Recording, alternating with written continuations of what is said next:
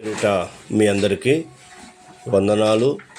దేవుడు మిమ్మలను మీ కుటుంబాన్ని దీవించి ఆశీర్వదించి ముందుకు నడిపించునుగాక. ఈ దినం ఆయన కృప, ఆయన కాపుదల, ఆయన భద్రత మీకు తోడై ఉండునుగాక. ప్రతి కీడు అపాయము తప్పించబడునుగాక. ఆయన మిమ్మలను సర్వ సమృద్ధిలోనికి నడిపించునుగాక. Amen, amen. దేవుని వాక్యాన్ని చదువుకొని ధ్యానించుకుందాం. కీర్తన గ్రంథము 30వ అధ్యాయము 2వ వచనము తర్వాత 8 నుండి 12 వరకు ధ్యానించుకుందాం. మొదటి 2వ వచనం చదివి ధ్యానించుకుందాం. యెహోవా నా దేవా, నేను నీకు మొరపెట్టగా నీవు నన్ను స్వస్థపరిచితివి.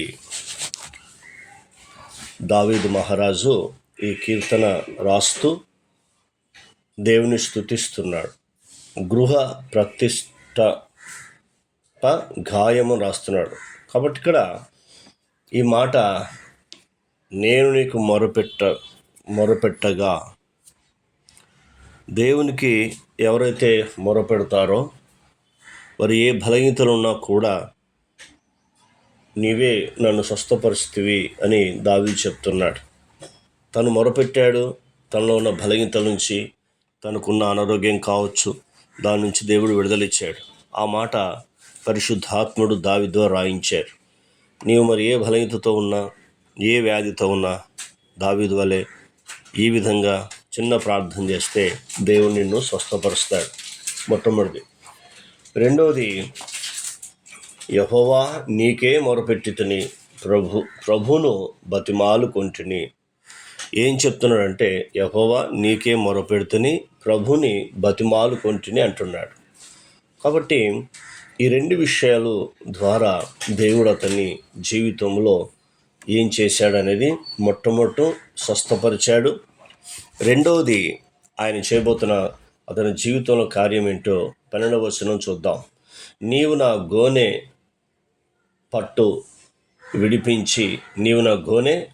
విడిపించి సంతోష వస్త్రము నన్ను ధరింపజేసి ఉన్నావు అంటున్నాడు. అంటే ఆయన గోనెపట్ట కట్టుకొని బూడిద పూడ్చుకొని ఏడుస్తూ దేవుని సన్నిధిలో ఉండి ఆయన ప్రార్థిస్తున్నప్పుడు దేవుడు అతని ప్రార్థన అంగీకరించి మొట్టమొదటి ఆయన ఏం చేశాడంటే ఆయన జీవితంలో మనం చూస్తున్నప్పుడు స్వస్థపరిచాడు.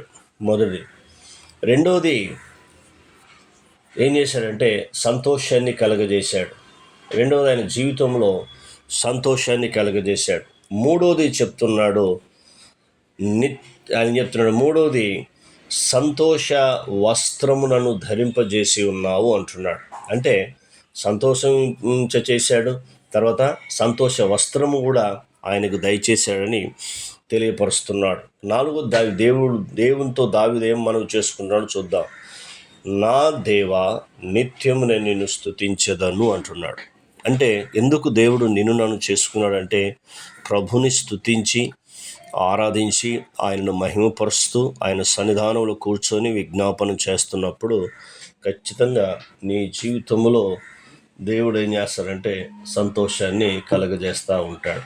ప్రార్థన. కన్న తండ్రి, నీకు స్తోత్రాలు. విన్న మాటలు దుష్టతకు పోకుండా సహాయం చేయండి. నేను నీకు మొరపెట్టగా నీవు అయ్యా ప్రభా తండ్రి నన్ను స్వస్థపరుస్తానని చెప్పావు. రెండవది సంతోషం ఇచ్చే దేవుడు. మూడవది ఆనందం ఇచ్చే దేవుడు. అందుకు మీ కృతజ్ఞతలు, స్తోత్రములు, వందనములు చెల్లిస్తూ ఎవరైతే ఇంకా మీ సన్నిధిలో మొరపెడుతున్నారో వారిని కూడా మీరు స్వస్థపరిచి అద్భుతం జరిగించుమని మా ప్రార్థన విని జవాబిచ్చినందుకు కృతజ్ఞతలు చెల్లిస్తూ యేసు నామములో పొంది ఉన్నాం తండ్రి. ఆమెన్. ఆయన కృప సదాకాలం తోడై ఉండి నడిపించునుగాక. Amen, amen, amen.